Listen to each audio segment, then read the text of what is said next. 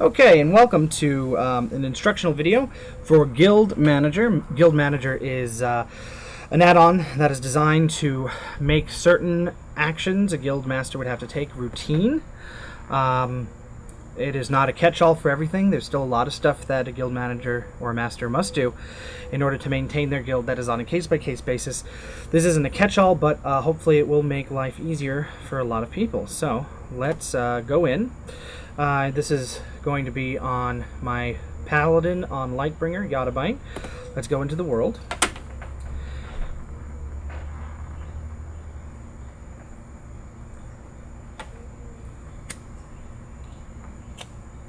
Okay, now we are in the world. First thing we're going to do is go into our interface. So let's do Guild Manager. It's going to be in your add-ons.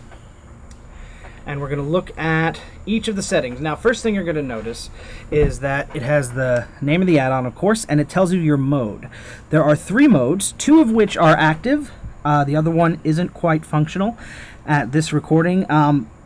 It is probably never going to be functional, but just to let you know, it is there. The 3 modes are the Guildmaster mode, which is when you're on the Guildmaster character, it will detect that as such. The second is Guildmaster Alt, which is it can detect, if you've ever been on your Guildmaster character, it can detect when you're on an alt in the same guild that is an alt of the Guildmaster in the guild. And then the final setting is Member mode, which doesn't function. It was supposed to sync settings between copies of this add-on, but it's not really working. Notice how it does notice the guild that you're in. This is the naturally selected guild of Lightbringer. So it will create a profile for each guild on each realm. So if you have multiple guilds that you manage, this will distinguish and have completely different settings for each one of them, allowing for easy access. So let's go into the 4 settings here. The first setting is going to be Recruitment. Now, Recruitment is in one of 2 ways. Either you are talking to an individual person, which is Toon Recruitment, or you are talking to everyone in your area, which is going to be Zone Recruitment. First thing, let's look at Zone Recruitment here. Here are the options for it. Pretty straightforward. City spam basically means, are you going to recruit in the city, i.e. the trade channel. The zone spam is, are you going to recruit in the other zones, the general chat, or the looking for group chat, or the local defense chat. We'll get down to changing that in a minute, but basically if you want to go to Elwyn Forest and recruit, you're going to want that turned on. Outdoor PvP zone, those are particular zones that PvP is happening in them. So like Tolbarad or Wintergrasp or the new Ashran that's coming out, if you want to recruit in there, then you would have that turned on, because those are exceptions to the rest of the world. Your interval is going to be how often in terms of minutes. So the lowest you can set it is to 15, the maximum is to 120. Now what that means is that it isn't 15 to 120 total, but 15 to 120 per zone. So right now you can see that I'm in Stormwind. If I were to do recruitment here, then it would do it, and then it would record when I did it. Then if I went to Elwyn Forest, even though I recruited less than 15 minutes ago, I'm in a different zone, so it will automatically do it again if it was less than 15 minutes in that zone. So I go in, recruit in Stormwind, go to Elwyn, recruit in Elwyn, come back to Stormwind. It doesn't recruit in Stormwind unless it's been at least 15 minutes. You can check to see when you last did it. Right now this is saying that I did it 332,489 minutes ago. And then you can manually do it. So if you want to violate this in some way, or if you think it might be broken and not counting right, you can reset the timer by hitting manual. And this, of course, down here is the message that you're going to send. It will only send the first 255 characters, because that is the maximum length on a given message. I could have it break up and do multiples, but that just seems too spammy. And then down here you can set your channel. Now by default, your city channel is going to be 2, because in the default UI, 2 is your trade channel. And then general is going to be channel 1, and that's the default there. But I've set mine to 3 because I was recruiting for a PvP guild, and that would be the local defense channel. It doesn't have to be that, but I thought it added some flavor to it, made it a little more interesting, makes you stand out, especially when you see different colors if you have the proper add-on for it. And then this down here is the invite players who whisper you. Basically, you can set it so that if someone whispers to you looking for guild, LF guild, it will invite them automatically based on their them sending information to you. I have this turned off, but if you do have it on, you want to sometimes have that in your message so that if you are AFK, when someone says LF guild, it will still get them the invite. The next section we're going to look at is Toon Recruitment. This is the individual recruitment. What this does is it searches the who list. That is basically a database of the characters that are online on your faction, on your server at a given time. And there's different things you can do. So you can search by where they are in terms of their zone. You can search by their class. You can search by their race. And you can search by their level, of course, and also their name. Now, the add-on makes use of all of this by breaking it down, and I'll explain what that means in a minute. But let's go through this individually. Now, you have the run who search. Who search is basically actually executing the task of going through and searching for characters based on your requests. You can automate that, so it automatically cycles through over and over again. You have launch IQ controls, which I'll explain here in a second, and then you have target-specific classes. Target-specific classes opens this list down here. See, if I don't have it turned on, it'll automatically not distinguish between classes. But I'm going to turn that on here, and you will see that I can choose from the 11 classes. Right now I have it set to only search for monks. If you're looking for monks or hunters or whatever your guild needs, you can set it to that specific class, and it'll only search for those classes that you want. Here, the whisper message, this is the recruitment message. This is the message that you send them, information you want to give them. This is your pitch, basically. This is also going to be 255 characters max, and go from there. You have the minimum level, which is level 1, of course, and then you have the maximum level, which will be 100. At this recording, it is level 90, but I've already updated it so that it can handle Warlords of Draenor.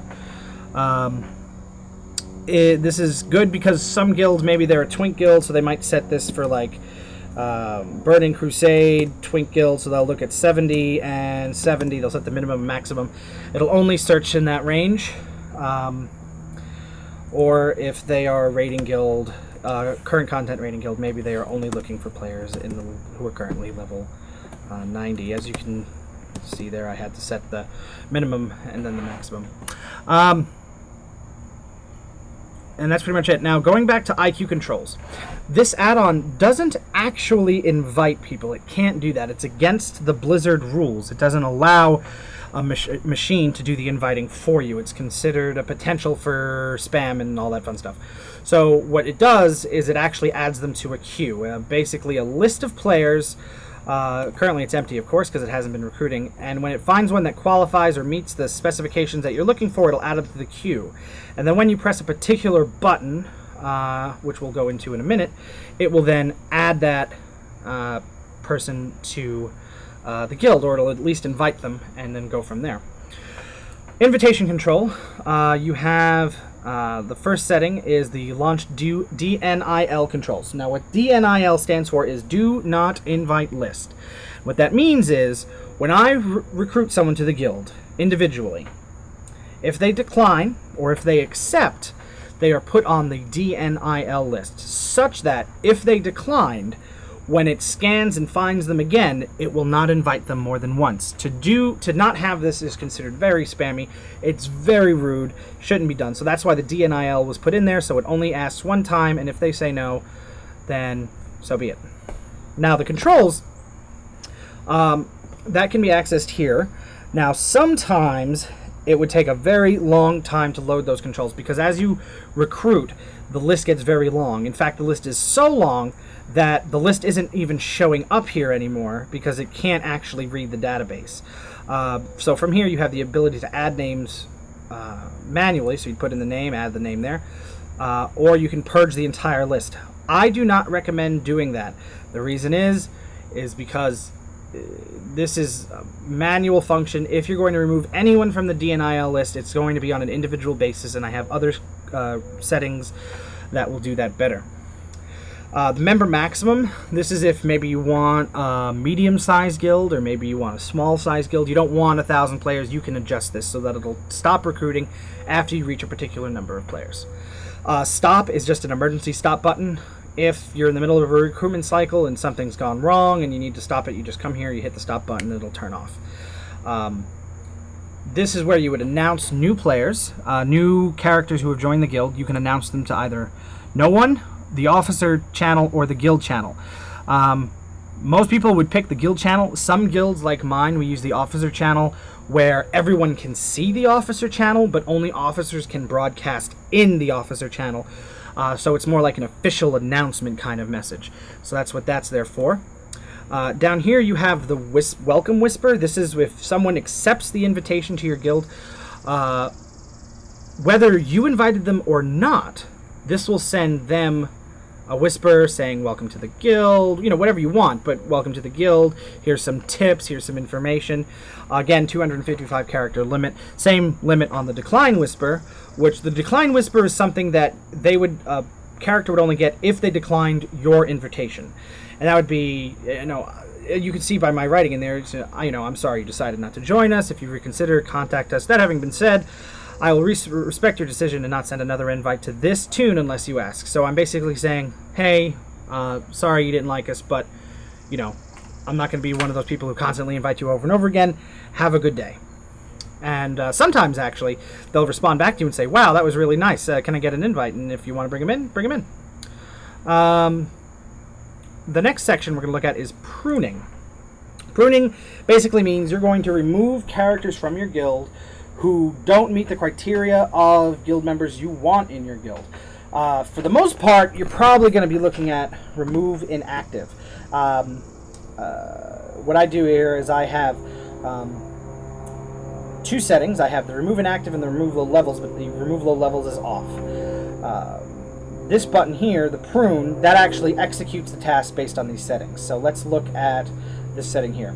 Remove inactive, days offline. Currently it's set to 30, which means that if someone is offline for a consecutive 30 days or more, this add-on will automatically remove them if I hit the button or if it's automated and constantly searching.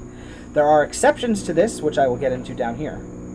The other option is to remove low levels. To remove low levels, basically whatever level you set it at is the level that it will remove. They'll have to be at or below this level in order to be removed from the guild. Usually people aren't going to use this setting because that's usually, they're not going to recruit for something they're going to automatically remove. However, it can be used often in tandem with the remove inactive. What that means is I can set it so that if you are level 40 or below and you have been offline for 30 or more days, it'll remove you. So that means is it will invite low level players, and as long as they keep playing, they're fine. But if they get above level 40, they're fine. If they are at or below level 40 and then they go offline and don't come back for 30 days, then it removes them. This is an end operator. Both conditions must be met before it removes anyone. But we're going to go ahead and set that back to 1 and turn that off. As I said, you can automate it. So that is usually active, but I have it turned off for this demonstration. And 30 days is for me, but you can go from 1 to 365 days. If someone's off for more than 365 days, it will catch them, but you can't exempt someone over a year. You can announce your prunes, similar to the new member message in the recruitment section. You can broadcast to no one, officer, or guild channel. The next setting you're going to see in here is the blacklist. This is basically who is banned from your guild. You can add a name, you can remove a name by selecting them from the list, or you can purge the entire list. Just like the DNIL control, this is for manual purposes. There are better ways to add people to the list. And I'll show you that here later. The launch prune exempt controls, this basically means if they meet the criteria for removal, should we not remove them if, of course, they are on this list. So if they're on this list, you can, or if you add them to this list, they will not be removed if they meet these criteria. So it might be something like, you know, a guild member comes up to you and says, hey, I have school starting, it'll be about 6 or 8 weeks. Well, that's over the threshold. You can add them to that list so that they're not removed, and when they come back, they'll be good to go. Alts, you can exempt alts, but in order to do so, you must add the word alt in either lowercase or uppercase or anywhere in between to the note, public or private note, and it will search that when it's looking for exceptions. Then you have exempt ranks. Exempt ranks is people who have attained a particular rank can be exempt for pruning. In this example, field marshals are currently exempt. So when it's searched, even if they've been offline for more than 30 days, field marshals will not be purged because that setting is here. And then you have the remove from DNIL option. What that means is if you invite someone to the guild, they get put on the DNIL, regardless of whether they accept or not. However, when they're automatically pruned, if this wasn't checked, you would never be able to invite them when they come back to the game. By having this checked, it removes them from the DNIL, so when they come back, you can re-invite them. This is a great way to catch players who maybe played but didn't tell you that they were leaving, or they had to leave suddenly and they couldn't come back, and this will help you catch them back. And then, that's pretty much it for that. The next section is a little more complicated, but it's a lot more fun. That's called promotions and demotions, but we'll get into demote mode at the end of this section. There is no good way to objectively measure someone's performance at a guild level. You could do eye level, or you could do raid progression, or battleground rating, but those aren't trackable in WoW at the guild level. So what I did was create 2 promoters based on what can be tracked in WoW. Currently, there's one other, but I didn't include it because it didn't seem like it would fit well. But the current ones that I have are by level, which I'll show you first, and then by activity. So going through the settings, you have the option to manually run the promotions, or you can automatically do them. See, if I do it, it'll gray it out, and then it'll automatically run the promotions. But I'm not going to do that because I want to fiddle with some settings here. You have demote mode, which I said I'll talk about in a second. You have the announced promotions, demotions, which is just like the other one. It'll be none, officer, or guild. And then you have the mode. In this case, it's on character level. So let's look at that first. Both character level and guild activity are going to search for particular ranks to look for eligible players. What this means is these aren't the ranks that we promote to, but these are the ranks that we will look at when looking for promotions. So if you have a private, but this isn't checked, even if they qualify for a higher rank, because if private isn't checked, they will not be moved out of this rank. Similar for the other ones that are checked here. So that means that currently, someone who's a field marshal may qualify for Master Sergeant, but the game will prevent them from going over there. Now, in this case, field marshal's higher than Master Sergeant, so it doesn't matter, but it would work the other way around as well. Now we need to determine what levels require certain promotions. As you can see, private isn't on this list, and that's because it's the lowest rank. Everyone comes in at private, so there is no requirement to be the lowest level.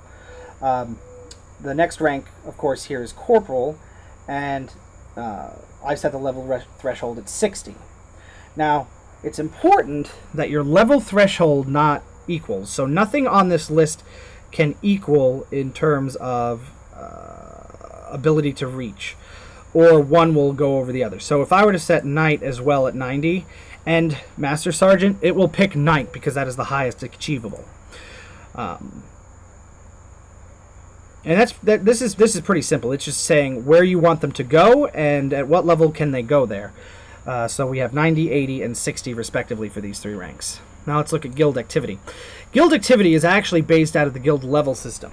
I do not know if guild activity is going away, but assuming it's not, then this basically is the measure for that.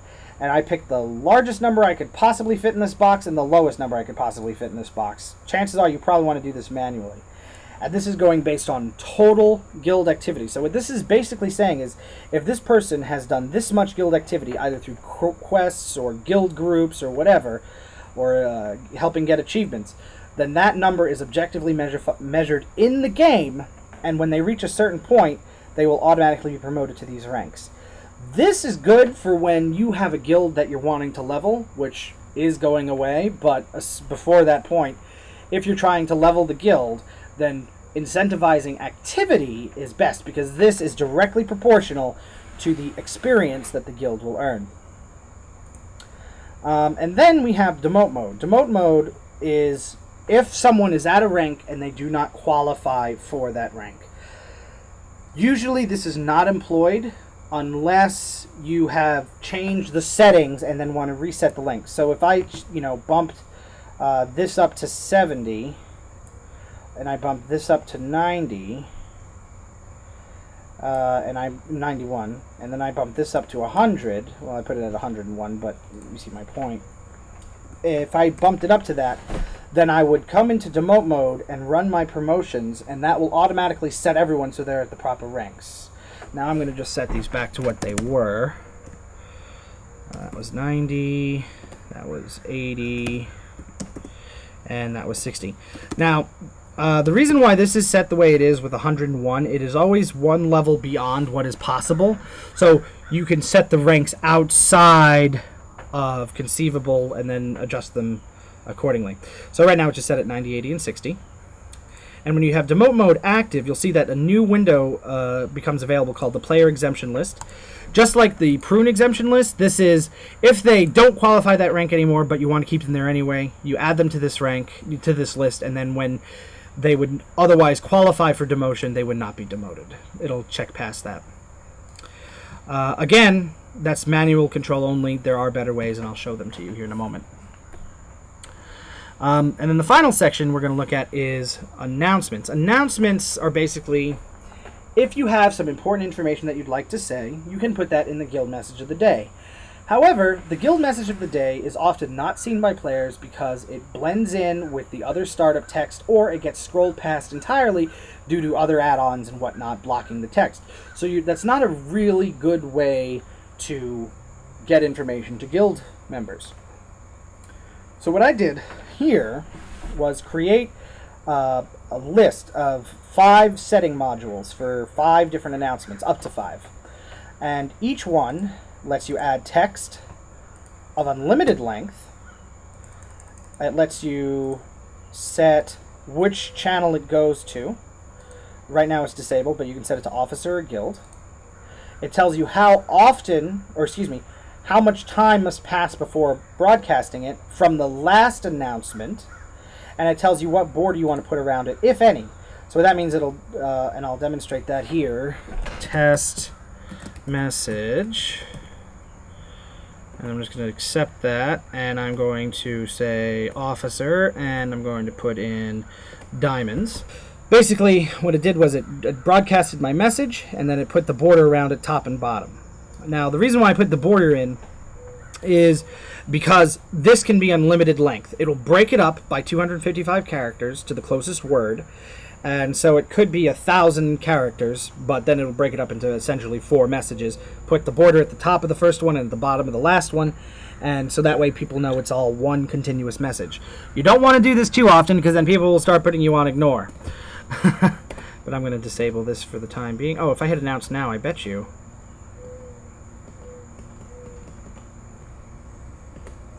There we go. Okay, so you kind of have to fiddle with it, get your announcements in there, because the settings are in, but they're not actually registered until you close the window. And that's pretty much all there is to it. Couple other things just to bring up. I mentioned that there were better ways to add and do things. So I'm going to go demonstrate that now. Just running through here. What I did was do a context window so that you can add people to certain lists without actually having to go through the whole user interface. So we're going to go look for a person here. There we go. We're going to pick that one here. Now, you can see I have the option to add to DNIL, which means I can prevent myself from inviting them. I can remove them from the DNIL.